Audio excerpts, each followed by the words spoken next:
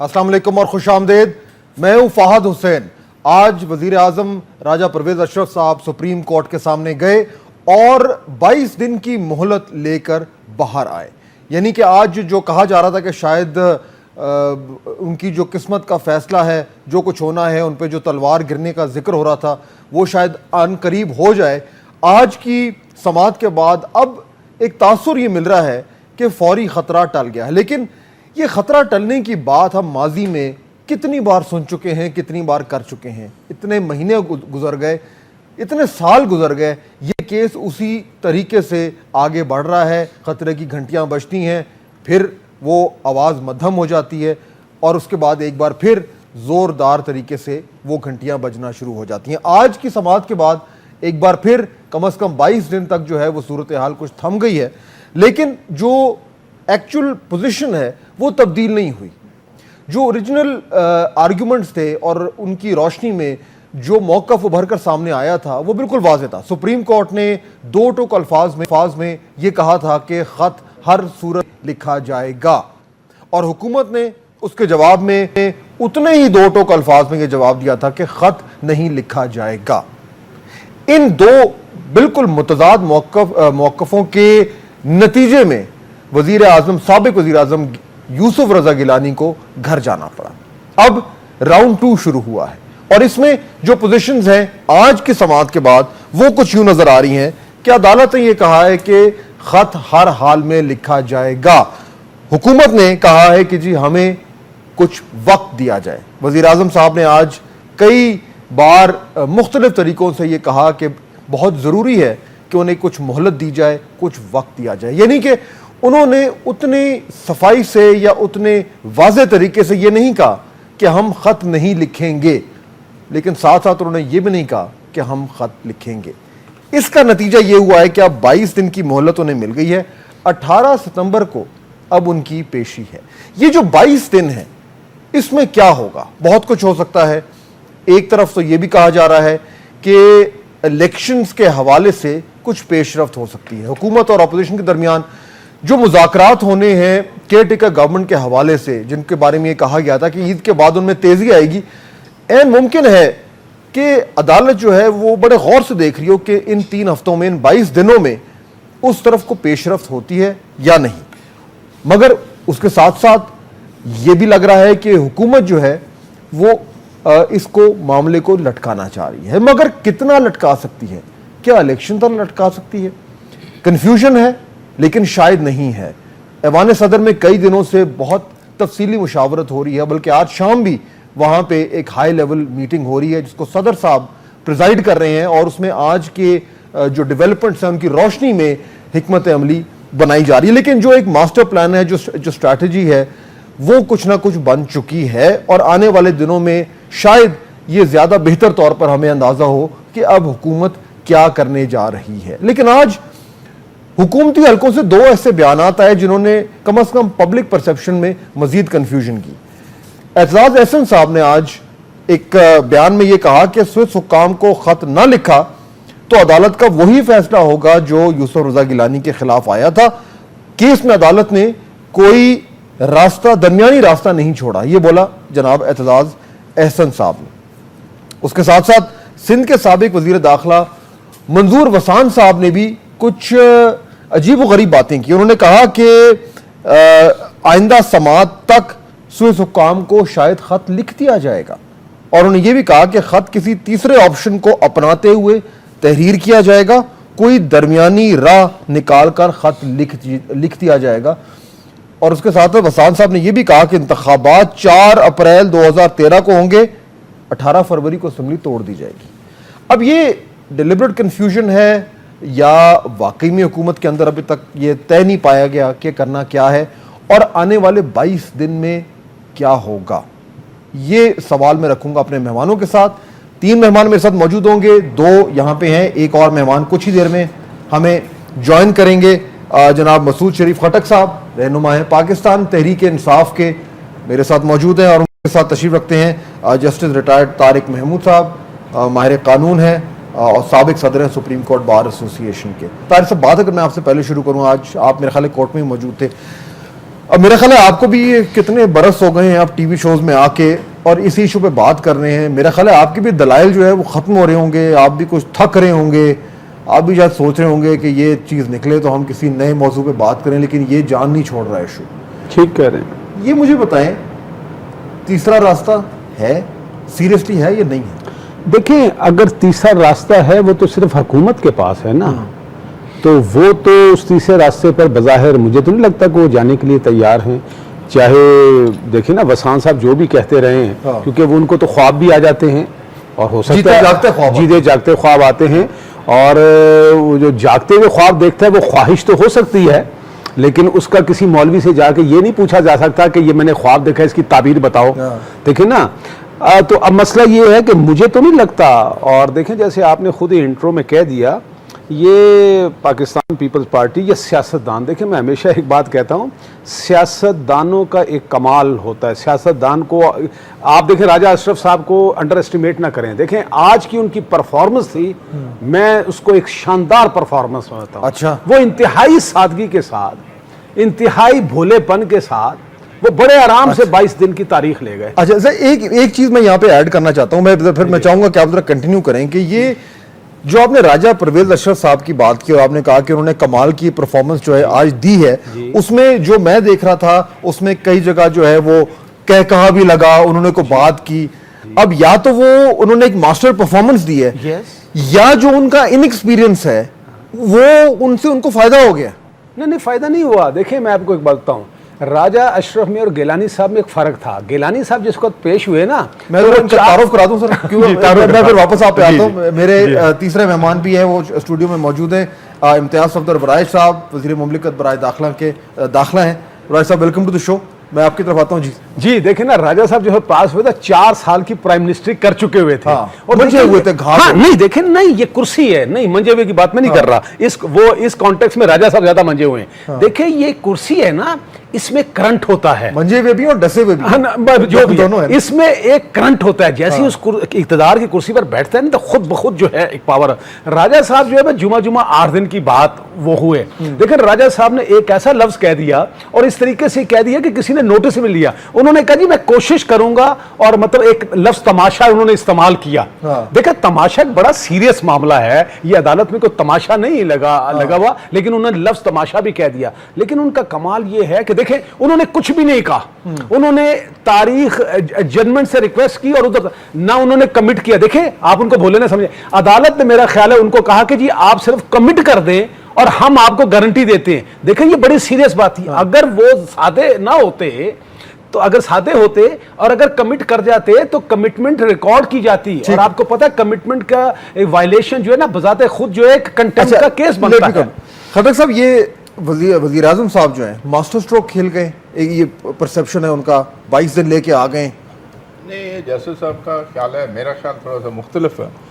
मैं समझता हूँ कि उन्होंने, अगर आप पीछे की कार्रवाई देखें तो गिलानी साहब भी कई दफ़ा आए, उनको भी टाइम मिला, और सुप्रीम कोर्ट ने शायद इस वक्त भी ये नहीं चाहा होगा कि प्राइम मिनिस्टर की पहली पेशगी पर आए, जो कि है प्राइम मिनिस्टर है, वो जो उसकी पहली पेशगी आई और उसको वो कर दें। उन्होंने 18 तक मांगा है, 18 तक या वो खत लिखेंगे, या जैसे आपने कहा ये रास्ता या वो रास्ता, कुछ ना कुछ निकालेंगे। नहीं निकालेंगे तो वही कुछ होगा जो गिलानी साहब के साथ। यानी आज की सूरत हाल के बाद कोई फंडामेंटल चेंज नहीं आया? नहीं, मेरा तो ख्याल नहीं है, नॉर्मल से देखें। उन्होंने 12 तारीख दी थी, फिर उन्होंने कहा हम जुमे को आ रहे हैं, फिर 2 दिन छुट्टियां हैं, उसके बाद 18 तारीख पहली तारीख बनती है, तो उन्होंने 12 की जगह 18 हो गए।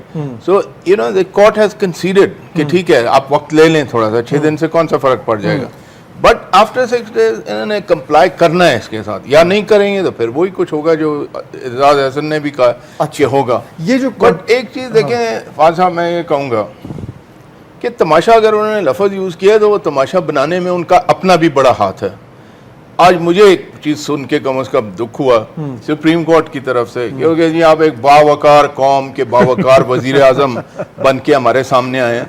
ये वही शख्स है जिसका आप थोड़े दिन पहले यही सुप्रीम कोर्ट नैब को रेफर कर चुका है कि इनके ऊपर आप केसेस बनाएं।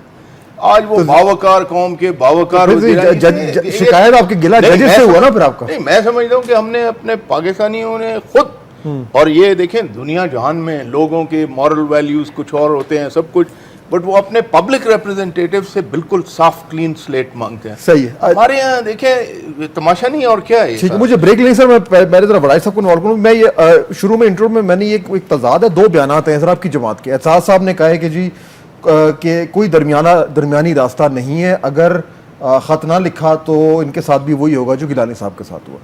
मंजूर वसान साहब ने आज बड़ी इंटरेस्टिंग बात कर दी, कहते हैं कि दरमियानी खत लिख दिया जाएगा, कोई दरमियानी राह निकाली जा रही है, 4 अप्रैल को इलेक्शन होंगे।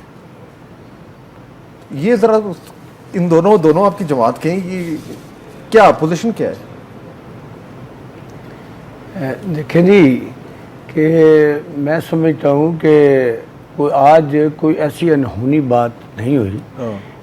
हमारे पास एक साहबका जज साहब मौजूद हैं जो कि बहुत बड़े वकील भी हैं। अदालतों में एडजमेंट होती हैं। आज वज़ीर आज़म पाकिस्तान को बुलाया गया था। सर ये तो क्लियर कर देना, मैं फिर तफसील से आता हूँ, केस पे बात करूंगा आपसे। जी जी। लेकिन ये जो तजाद आ रहा है, एहसास साहब कह रहे हैं कोई तीसरी राह नहीं है, वसान साहब कह रहे हैं कि कोई तीसरी राह निकाल के खत लिख दिया जाएगा। नहीं तो आपको मैं नहीं समझता कि वो हर एक का अपना पॉइंट ऑफ व्यू है।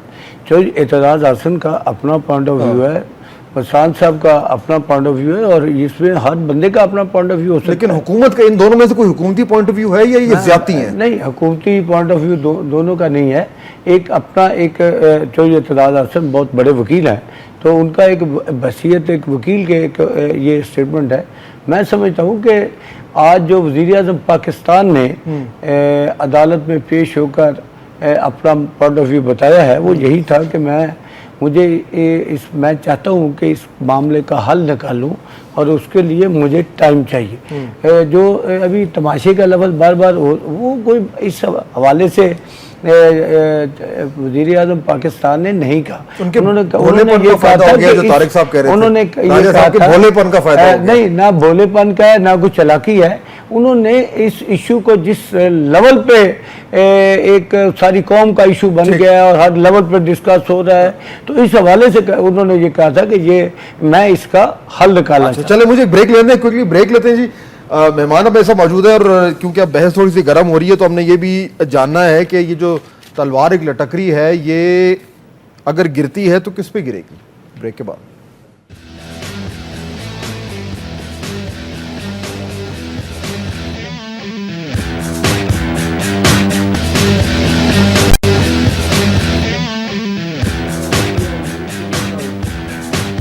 ब्रेक के बाद खुशामदीद। बात हो रही थी कि जो खत जिसके बारे में कहा जा रहा है कि अगर वो ना लिखा गया तो दूसरे वजीर आजम हैं उन्हें भी घर भेज दिया जाएगा। अब ये मामला जो है वो तूल पकड़ता जा रहा है, बिल्कुल ये अंदाज़ा नहीं हो रहा कि ये कहाँ तक जाएगा।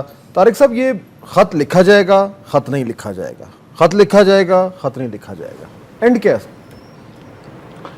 इसका? एंड तो बज़ाहिर और कोई मुझे नज़र नहीं आता। एक ही बात है जिससे शायद वक्ती तौर पर ये मसला हल होता हुआ नज़र आ रहा है, वो ये है कि अगर इलेक्शन अनाउंस हो जाएं तो हो सकता है फॉर द टाइम बीइंग ये ख़त का इशू जो है वो डेफर हो जाए। उससे सिर्फ ये डेफर होगा ना सर कि प्राइम मिनिस्टर फारिग नहीं होगा, खत लिखना तो वहीं का वहीं है।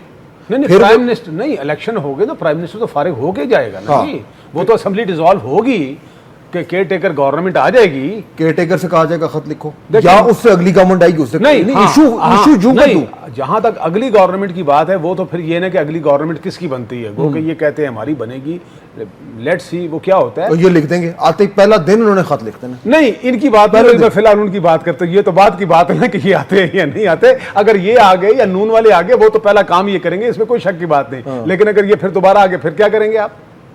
फिर क्या करेंगे सर? फिर भी नहीं लिखेंगे। नहीं, ये तो एक ऐसा अगर है ना जिसको समझ अगर में नहीं जाते सर। नहीं, अगर ऐसा अगर है जो मैं इसको इतनी वेटेज ही नहीं देता हूँ। बड़ाई साहब तो कहेंगे कि ये तो नहीं कह सकते हम दोबारा नहीं आएंगे, ये तो यही कहेंगे हम आएंगे दोबारा। बट ये इतना बड़ा अगर है कि जो नामुमकिन है, और अगर फिर भी हुआ तो फिर मेरा ख्याल है फिर हमारी कौम जो है जो हो रहा है इनके साथ ये डिजर्व करते हैं।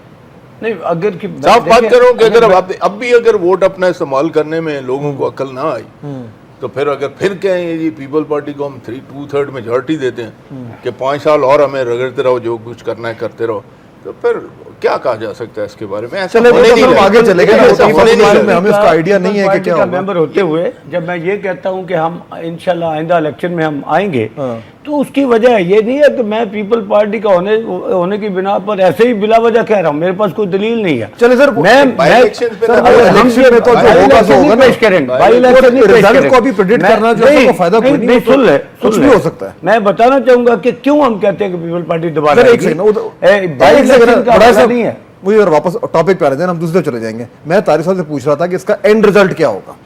ये कह रहे हैं कि जी इलेक्शन अगर जल्दी हो गए तो इशू डिफर हो रहा है। अगर खटक साहब अगर इलेक्शन नहीं होते और टाइम पे होते हैं, जैसा कि वसान साहब ने कहा है कि अप्रैल में, जो बाय द वे इनकी पार्टी पोजीशन भी है कि टर्म का खत्म होता है मार्च में, खत्म होता है टर्म, जरदारी साहब ने खुद कहा तभी होगा, 5-6 महीने फिर भी हैं। अगर ये नहीं 22 के बाद भी ये कहते हैं नहीं लिखते खत, व्हाट हैपेंस देन? देखिए, पहले मैं वसान साहब की बात करूंगा। वसान साहब ने कभी ऐसी बात नहीं की जो उनको पीछे से किसी ने कही नहीं।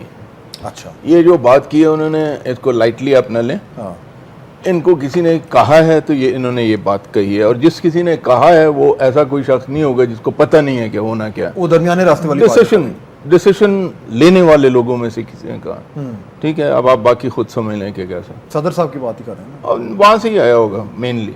बट द पॉइंट है कि इन्होंने कभी, जब पहले भी ख्वाब देखते रहे, वो ख्वाब देख के वही बातें बताते थे जो उनको बताई जाती थी पिछले ज़माने में भी, जो कुछ देखा आपने। तो आई थिंक प्लान उनका यही होगा जो वसान साहब दरमियानी रास्ते वाला वसान साहब ने जो कहा है। और अभी आप देखें सितंबर 18 को तो केस होगा दोबारा से, फिर एक आध एडजर्नमेंट नवंबर, अक्टूबर, नवंबर, दिसंबर तो पहुंच गया। और वो अगर अप्रैल 4 को होना है तो उससे पहले 90 डेज पीछे करें आप, तो ये ऑलमोस्ट आपको समझें, ऑलमोस्ट आप समझें कि वो दरमियाना रास्ता तकरीबन बन गया हुआ है। तो फिर तो इनकी स्ट्रैटेजी बड़ी कामयाब है सर। नहीं, इनकी स्ट्रैटेजी देखें, इनकी स्ट्रैटेजी क्या है, पाकिस्तान कहीं भी फिक्र नहीं करता। इनकी सर्वाइवल स्ट्रैटेजी तो काम कर गई ना सर। पाकिस्तान तो चले, पाकिस्तान की बातें हैं, what matters more, their survival और पाकिस्तान सर्वाइवल। इनके लिए तो अब आप देखिए, एक 7 न्यूक्लियर मिलिट्री पावर एक चिट्ठी के इर्द गिर्द घूम रहा है पिछले 5 साल से। और अब हालत जो अवाम की है वो भी आपको पता है। जो अब आज आप सुबह अखबार उठा के देखें, किधर किधर कितने कितने लोग मारे गए। मतलब human life, nothing is of any importance. अब ये कनेक्टेड है ना सर, ये सिर्फ सियासत में। नहीं, देखें, मैं जो इनसे जानना चाह रहा हूँ ना भाई साहब, कि अगर आप खत नहीं लिखते, जो कि वज़ाहिर आप लोग नहीं लिख रहे, उससे आपको सियासी फायदा क्या हो रहा है? सियासी फायदा नुकसान की बात नहीं है। इलेक्शन आ रहे हैं, देखिए, खत में पीपल्स पार्टी रुकावट नहीं है, खत में हुकूमत रुकावट नहीं है। कौन है? खत में रुकावट है आईन पाकिस्तान। आईन पाकिस्तान पर जब जाएंगे तो अंडर आर्टिकल 248 इम्यूनिटी है सदर मुमलिकत को कि उनके खिलाफ जो भी पाकिस्तान का सदर होगा उसके खिलाफ मुकदमा नया दर्ज नहीं हो सकता, अगर पहले है तो रुक जाएगा। तो ये तो पहले रुका हुआ है, इसलिए ये आर्गुमेंट तो पेश हो चुका है ना। एतजाज साहब ने ये आर्गुमेंट दिया था ना कि आईन के मुताबिक खत नहीं लिखा जा सकता। मैं अपना सुनाना चाहूंगा आपको कि this is the constitution of Pakistan. लेकिन जब आप रूल ऑफ लॉ की बात करेंगे, what is the rule of law? Rule of law आईन कहता है कि नहीं लिखा जाएगा। जो कानूनी आर्गुमेंट्स है ना जो आप बात कर रहे हैं, ये आर्गुमेंट तो हुकूमत दे चुकी है। मैं उस पर नहीं जाना चाह रहा, क्योंकि मुझे पता है आपका आर्गुमेंट क्या है, वो गलत है, सही है, वो मैं नहीं, गलत नहीं है, ठीक है, सही है, मैं मान लेता हूं। मैं ये जानना चाह रहा था खास के मुताबिक उससे इन आर्टिकल को खत्म करना चाहिए। तज्जिया देना सर, अपना तज्जिया दें। इस सूरत हाल में अगर आप खत नहीं लिखते, या चले मैं दूसरी बात हूं, अगर आप खत लिख देते हैं, आपको सियासी तौर पर नुकसान क्या होगा? मैं समझना चाह रहा हूं। बात सियासी फायदे नुकसान की नहीं है। पीपल पार्टी ने कभी सियासी फायदे नुकसान के हवाले से फैसला नहीं किया। पॉलिटिकल पार्टी है, पॉलिटिकल आपने इलेक्शन जीतना है। भाई इस इलेक्शन तो हम पहले भी जीते हैं, 2002 का भी हाईएस्ट नंबर। मैंने पहले बात शुरू की थी कि हम जब पीपल पार्टी कहते हैं कि पीपल पार्टी आइंदा इलेक्शन जीतेगी, तो इलेक्शन 2002 में हाईएस्ट नंबर ऑफ वोट जो है पीपल पार्टी ने लिया। आप 2008 में आ जाए, highest number of vote Pakistan people party में लिया। 5 साल इलेक्शन को भी छोड़ दे। नहीं, मेरी बात सुन, 5 साल पूरे नहीं करना चाहूंगा, मैं बात कंप्लीट करना चाहूंगा। हमने हुकूमत के आने के बाद अपने आप को गिलगित बल्तिस्तान में आवाम के सामने पेश किया। आजाद नहीं, मैं समझता हूँ हम दूसरी तरफ जा रहे हैं ना। मैं ये लीगल इशू है, ये पॉलिटिकल दोनों है, ये मिक्स हुआ है। It is a legal issue sir, it's a political issue, it is a political issue Political issue कह है। सकते हैं, मैं नहीं कहता, मतलब मैं ये कहता सारी हूं- सियासत हो रही है। मैं कहता हूं बल्कि ये लीगल इशू अब नहीं रहा, अब ये सियासी political issue है। issue मैं नहीं आज रहा, भी ये समझता हूं कि 100% ये political legal issue issue बन है। चुका कैसे 100% कैसे? सर देखे ना, गुजारिश है, जिस इशू पर एक वजीर आजम घर चला गया, 6 दिन इस मुल्क में कुछ सिस्टम नहीं था, एक नई गवर्नमेंट आई जो This time check is brought to you by लासानी का असल दूध स्याह प्लस मिलेठी। होगा, ये तो इस वक्त 100% जो है वो पॉलिटिकल इशू बन गया हुआ है। तो ये लीगल और पॉलिटिकल इशू अगर बन गया है तो वो जो सवाल मैं इनसे कर रहा था, जरा आप दोनों मुझे बताएं कि अगर इनको खत लिखने या ना लिखने में सियासी नुकसान या फायदा क्या है? देखें जी, नहीं इसमें देखें ना, इसमें सियासी नुकसान का तो मुझे पता है, लेकिन एक शख्स को एप्रीहेंशन है कि उसको अल्टीमेटली नुकसान हो सकता है। एक तो देखें ना, एक एम्बेरसमेंट की बात भी है कि एक हुकूमत पाकिस्तान अपने प्रेसिडेंट के बारे में ये एक लेटर लिख रही है कि जनाब वो हमारे प्रेसिडेंट का जो केस रुक गया था, जो हमने लेटर लिखा था, वो हम लेटर विड्रॉ कर रहे हैं और उस केस को हम कहते हैं कि रीओपन हो हालांकि जाए। लेटर लिखने से कुछ होगा नहीं, नहीं, ये नहीं, लेटर जो लिखना है वो बहुत से subject to if and buts है। और उसमें उसका एक नुक्ता ये भी है कि पाकिस्तान में जो प्रेसिडेंट साहब के खिलाफ जो केस रुका पड़ा हुआ है, जो उसी का हिस्सा है, देखें उसी का हिस्सा है, ठीक है। तो वो जो है वो एक एम्बेरसमेंट की बात भी है, और एक उसमें एक और पॉसिबल बात भी हो सकती है कि हो सकता है कि इस स्टेज पर लेटर लिखने से वो जो एक लिमिटेशन का बीच में पॉइंट आ रहा है, तो वो कहीं रिवाइवल ना हो। इनकी सियासी कैलकुलेशन क्या होगी सर? खत जो ये नहीं लिख रहे, आपके ख्याल में आपको क्या समझ आ रहा है?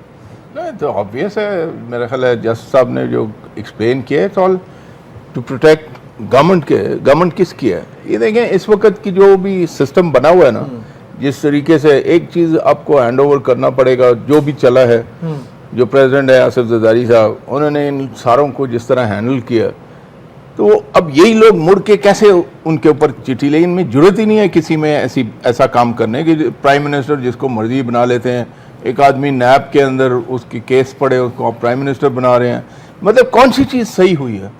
बट द पॉइंट है कि इनके, ये मैं हमेशा कहता रहा हूँ, अगर ये चाहे बेशक वो क्या होता है इस्तेकाक वगैरह या जो भी मेरे खिलाफ करें, बट दिस नेशनल असेंबली मेरा ख्याल है जो मिलिट्री डिक्टेटर्स के अंडर भी रही है ना, उनसे ज़्यादा बदतर किस्म का रबर स्टैंप नेशनल असेंबली रही है। बिल्कुल ओके, इस पे जरा मैं डिटेल लेता हूँ बड़ाइश साहब से ब्रेक के बाद कि ये जो असेंबली है इसकी जो अफादियत है वो इतनी ज़्यादा कम है कि उसको सीरियसली नहीं लेना चाहिए, जबकि उसने बहुत कुछ अपनी परफॉर्मेंस दी भी है। लेकिन अल्टीमेटली बात वही हो रही है कि 3-4 महीने रह गए हैं, अब इसमें सियासत हो रही है, हर जमात जो है वो अपना सियासी फ़ायदा देख रही है, उसके बीच में आ गया ये केस। अब जज साहब ने कहा है कि ये मुकम्मल तौर पर 100% सियासत हो रही है। ब्रेक के बाद बड़ाइश साहब से उनका जवाब दूंगा।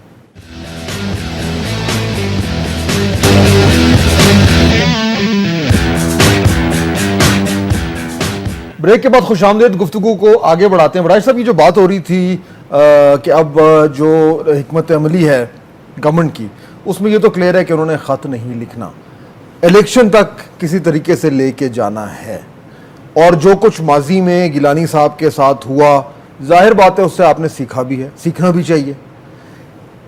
अल्टीमेट एम क्या है आपका कि इन वजीर आजम के साथ इलेक्शन तक पहुंच जाए, यही है ना? देखिए, इलेक्शन आ रहा है, मार्च अप्रैल में इलेक्शन आ रहा है, टेन्योर तकरीबन राइप हो गया है, और जहाँ तक इस ख़त के हवाले से सारा निज़ाम आप जो हला के रख दें, ये तो कोई बात नहीं। ख़त जो है, देखिए मैं एक इसमें क्लियर करना चाहूँ, ये वो केसेस हैं कि जिसके बारे में जो बनाने वाले थे मियां नवाज शरीफ और शहबाज शरीफ ने बनाए। नवाज शरीफ ने इन केसेस के बारे में अपने एक इंटरव्यू में किताब गद्दार कौन, नवाज शरीफ की कहानी उनकी ज़बानी के सफ़ा मेरा ख्याल 196 है, ये तो 197 है, उसमें ये लिखा है कि हमसे ये मुकदमात ISI ने बनवाए थे, हमें ये मुकदमात नहीं बनाने चाहिए।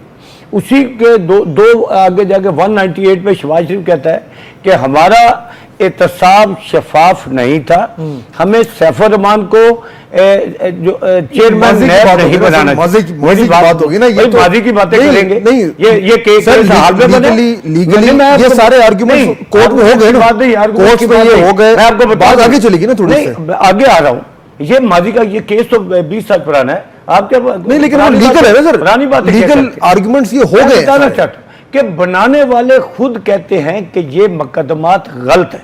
फिर एक खत लिखा गया स्विट्जरलैंड को, स्विट्जरलैंड वालों ने कहा कि पहले ये मुकदमा अपने मुल्क में चला ले, फिर हमें मैं जरा इनको इन्वॉल्व हूं सर, मैं इस लॉजिक में क्या प्रॉब्लम है सर? मैं 2 फिक्रों में जवाब दे लूं। हाँ। वो वापस उन्होंने लिखा कि पहले अपने मुल्क में चला ले, फिर वही मुकदमा मुल्क में चला जिसमें सदर की इम्यूनिटी तस्लीम की। ठीक है सर, ये और बाकी तमाम लोग बरी हो गए, इसमें बाकी तमाम लोग उस मुकदमा में बरी हो गए। खट्टर साहब, इस लॉजिक में क्या प्रॉब्लम है? किस लॉजिक? ये जो लॉजिक जो दे रहे हैं कि जी ये केसेस ही गलत हैं, फलाना है, अब ये जो इस टाइम जो बहस हो रही है पाकिस्तान में, वो ये हो रही है कि जी खत नहीं लिखते तो क्यों नहीं लिखते और फलाना, इलेक्शन करीब आ रहे हैं, ये all this how does it matter? Cases जिस तरह इन्होंने कहा, हिस्ट्री उस वक्त एक टाइम था, मैं भी पाकिस्तान पीपल्स पार्टी में था और अक्षय जमवार जगह पे था, हमारे खिलाफ भी केसेस बने। मैं इस मुल्क को छोड़ के नहीं गया, इसी मुल्क में रहा हूँ, यहीं फेस किया सारा कुछ, इधर उधर। एक स्टेज पे जो झूठे केस थे वो खत्म हो गए। अब ये इनका जो टसल लगा हुआ था PMLN PV, इसमें कोई शक नहीं है कि था टसल है, सब दुनिया ने देखा है, तारीख थी, मैं उसको जुटला नहीं सकता।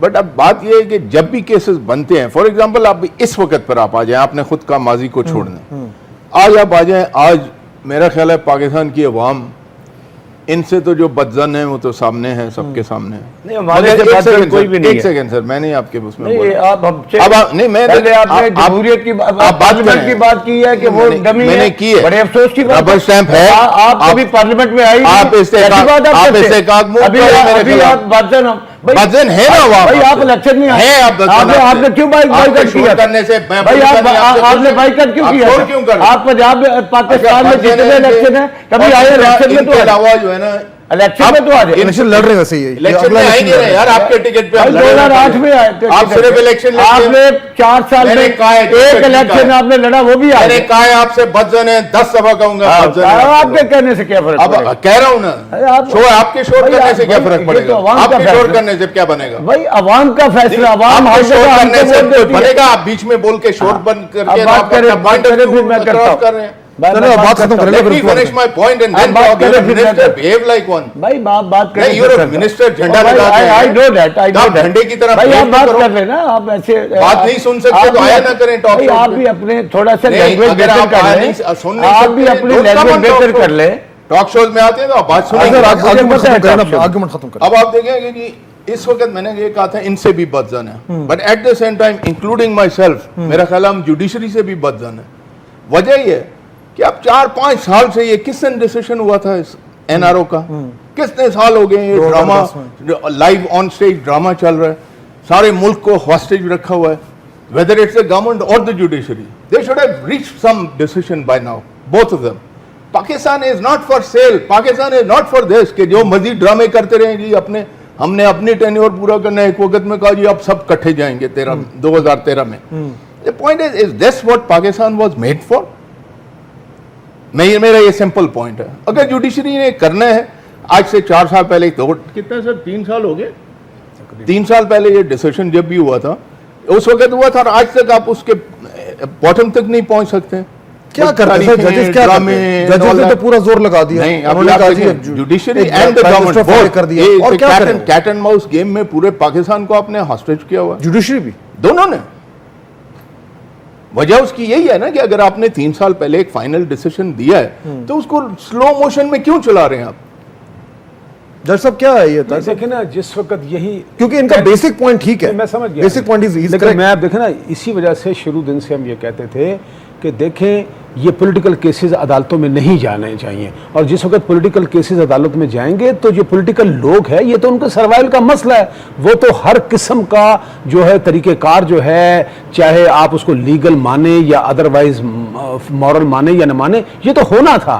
तो देखें ना, मिसाल के तौर पर एक जो सबसे बड़ा नुकसान है जिसमें मुझे तकलीफ होती है, मिसाल के तौर पर देखें, क्या दुनिया में कभी ये ऐसा हुआ है या ऐसा हो रहा है या कभी होगा, जैसे कि हमारे टीवी चैनल में एक घंटे का एक प्रोग्राम हो रहा है जो सिर्फ और सिर्फ जुडिशरी को एब्यूज किया जा रहा है। तो गुजारिश ये एक दुख है हमारा देखिए ये इदारा जो है ये एक बड़ा प्रॉब्लम है, लेकिन इसमें कहीं ना कहीं हम सबसे गलतियां हुई हैं। मिसाल के तौर पर जो ये बात फरमा रहे हैं, अगर ये ठीक भी है तो ये पाकिस्तान के लोगों को इनको निकालना चाहिए, क्योंकि भाई ये जो हुक्मरान है, मिसाल के मुझे खुशी होती अगर गिलानी साहब नेक्स्ट इलेक्शन में इनकी जमानत जब्त होती, लेकिन अगर गिलानी साहब को इस तरह से निकाला है, अब तो गिलानी साहब कहते हैं कि क्या हुआ जी, मुझे निकाला, सारी पार्टियां इकट्ठी हो गई, फिर भी मेरा बेटा जीत गया।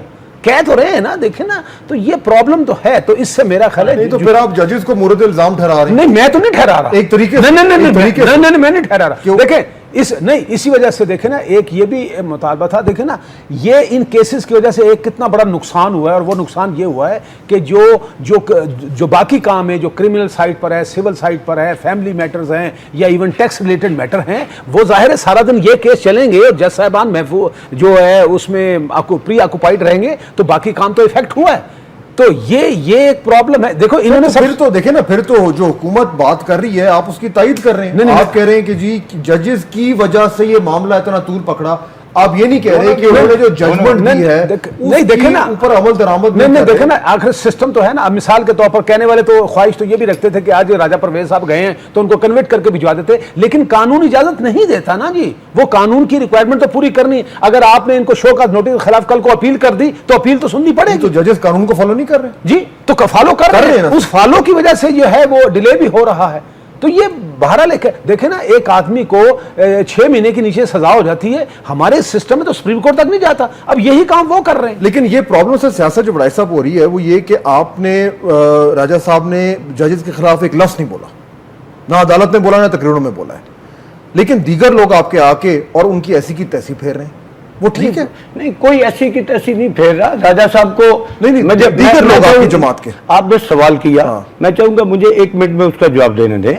राजा साहब को वजीर आजम पाकिस्तान को नहीं करना चाहिए, और वो क्यों करेंगे, लेकिन राजा साहब के अगर नहीं करते तो इसका मतलब ये नहीं है कि तमाम कौम उनको फॉलो करेगी। हर आदमी का अपना पॉइंट ऑफ व्यू है, वो लोग अब्यूज नहीं करते। लेकिन देखे वो ठीक कर रहे हैं जो कर रहे हैं, जिस तरीके से आके जजेस के बारे में, चीफ जस्टिस के बारे में टेलीविजन पे आके खुल्लम खुल्ला बोला जा रहा है। मैं बता रहा हूँ खुल्लम खुल्ला क्यों ऐसी सूरत हाल पैदा होती है। कभी आपने सोचा है, ये भी सोच लें कि अवाम अदालतों के फैसले क्यों नहीं मानते।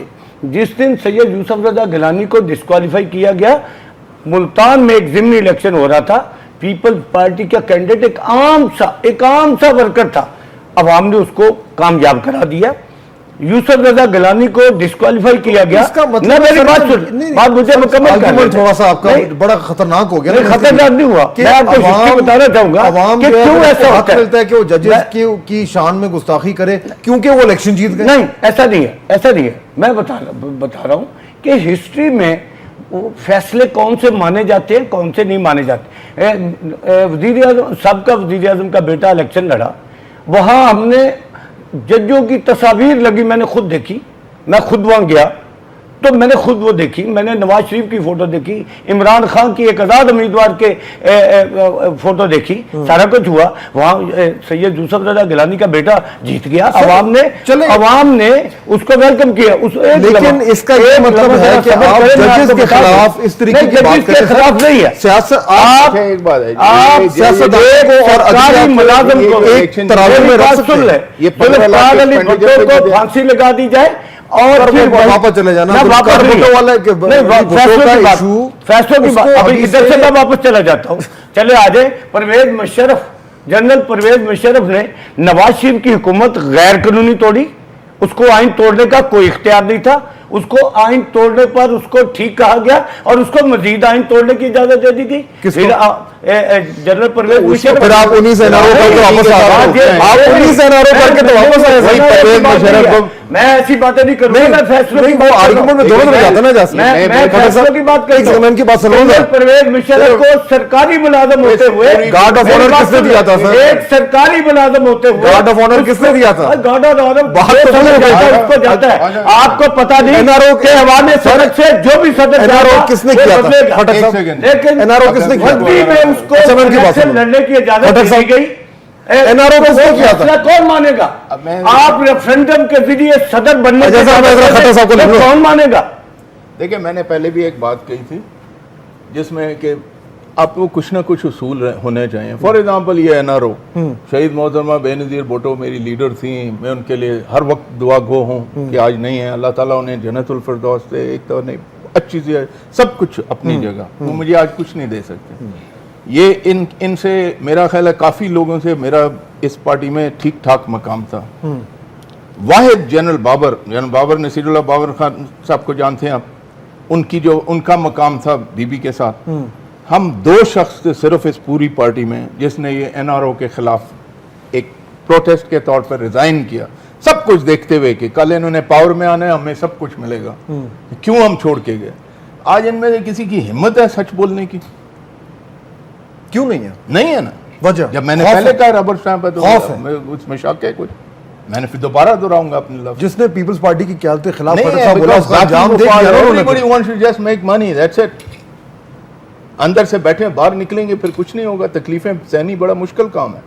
उसूलों के ऊपर आप अपनी पाबंद हो, पार्टी तब की आप कह क़यादत सकते के हैं। खिलाफ आपका कोई इस उसूल तरीके नहीं से है, बोल सकता तो है आप सब नहीं- पाकिस्तान में? जी अपनी पार्टी की क़यादत के खिलाफ कोई पीपल्स पार्टी तो चलें छोड़ें, और कोई जमात नहीं ले करते। लें। कौन बोल सकता है? कोई नहीं बोलता। देखिए एक अपने बात अपने मैं बताऊं, करियर्स उन्होंने बनाने हैं, टिकट लेने हैं, इलेक्शन जीतने हमें हैं। कभी दिक्कत नहीं हुई थी शहीद मोहतरमा बेनज़ीर भुट्टो को ये कहते हुए कि ये चीज़ इस तरह नहीं, इस तरह होनी चाहिए, और वो सुनते थे। बहुत सारी दफ़ा मैंने उनको डिसीजन चेंज करते थे कहा। आम आदमी किसी ने भी कह दिया है किसी मीटिंग में कि ये चीज़ इस तरह नुकसानदेह है, उन्होंने चेंज किया डिसीजन कई दफ़ा।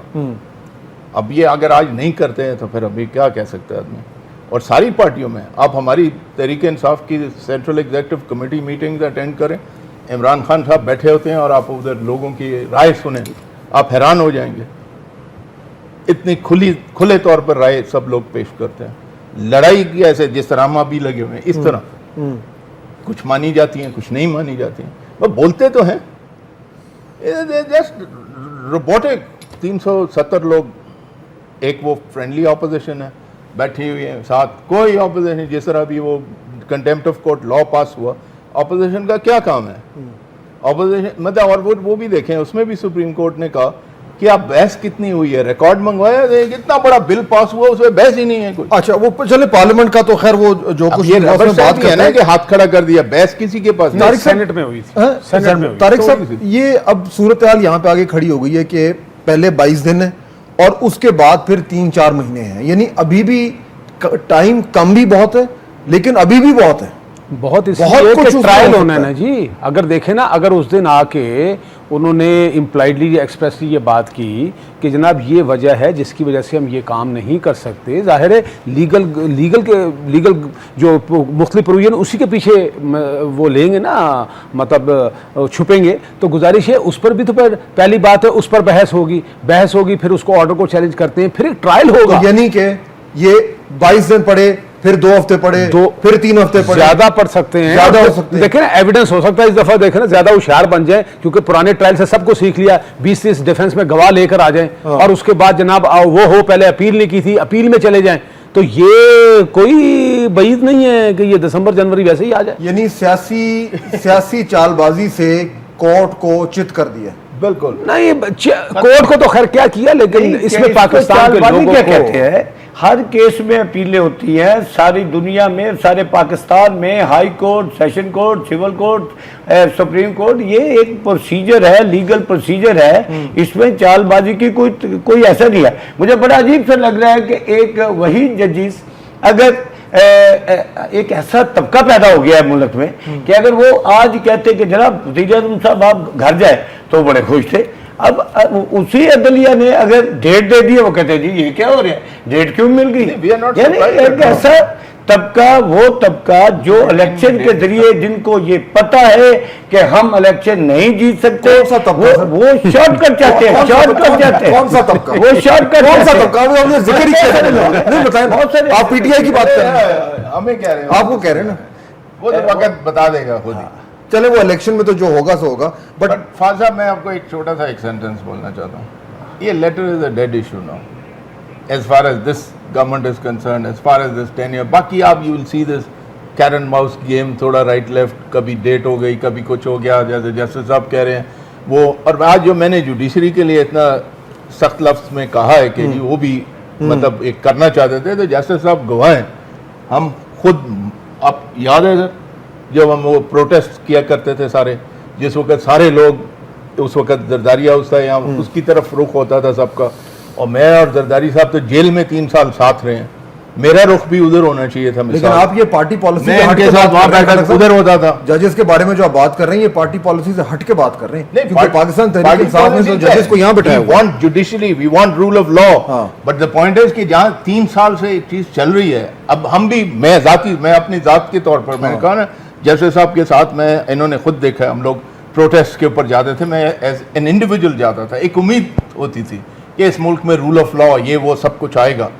आज वो नजर आता है नहीं आता है, या तो अगर पॉलिटिकली पॉलिटिशियंस इतने पावरफुल हैं कि जुडिशरी नहीं चल सकती, डेड इशू है सर, या चलने नहीं, देखे ना, बात ये नहीं, गुजारिश है जो जुडिशरी की पावर जो है क्या होती है, देखे ना, आयन में लिखा हुआ है ना, आयन में ये लिखा हुआ है कि जो भी फैसला होगा उसको इंप्लीमेंट या इन्फोर्समेंट कौन करेगा, एग्जेक्टिव का लिखा हुआ है और जुडिशरी का भी लिखा हुआ है, सिर्फ दो, ये इन्हीं 2 बातों। तो गुजारिश ये, उनको अगर स्ट्रेंथ प्रोवाइड भी करनी थी तो वो मतलब इसी एग्जेक्टिव ने करनी थी। अब मामला ये है कि अनफॉर्चुनेटली वो एक कन्फ्रंटेशन वाली सूरत हाल हो गई। तो जब ये हुआ तो अब दूसरी तरफ एग्जेक्टिव ने क्या काम किया, अब मैं वो बात तो नहीं कहूंगा जो कि खटक साहब ने फरमाई, लेकिन गुजारिश ये कि एग्जेक्टिव जो है उसने जो भी काम किया वो पार्लियामेंट की ढाल के पीछे किया। ज्यादा नुकसान किसको हुआ है? नुकसान पाकिस्तान, नहीं, पाकिस्तान के लोगों को, इन दोनों, पाकिस्तान के लोगों को। आसान जवाब नहीं, आसान जवाब नहीं है, आसान जवाब नहीं है, पाकिस्तान के लोगों तो हुआ है, ये तो वही सफर। लेकिन इन दोनों में एग्जेक्टिव में पता क्यों नुकसान है? एग्जेक्टिव में एक लिहाज से देखे, एग्जेक्टिव जो असल होती है ना, वो चलाने वाली होती है ब्यूरोक्रेसी। ये ठीक है, मिनिस्टर है,